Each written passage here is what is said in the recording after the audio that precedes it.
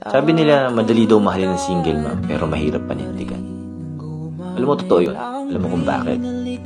Biruin mo, paninindigan mo yung pananagutan na pinabayaan ng iba. Hindi madali yun. Pag nagmahal ka ng single mom, kailangan mo na mahabang pasensya.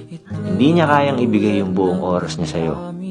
Pero kaya kanyang mahalin ng buong buo. Sadyang matatag sila at matatapang. Yung tipong hindi na sila takot maiwan. Pero pagod ng masaktan. Hindi napapagod makipaglaro sa anak nila. Pero pagod ng paglaruan ng puso nila. Madalas din silang husgahan. Kaya iniwan kasi ganito. Kaya hindi pinanagutan kasi ganyan. Kaya pag nagmahal ka ng single mom, kailangan buo ang loob mo. At tanda ka sa sasabihin ng ibang tao. Pero ito lang ang tatandaan mo. Walang masama na buuin ng pamilya na winasak ng iba. Lahat ng ito'y nawala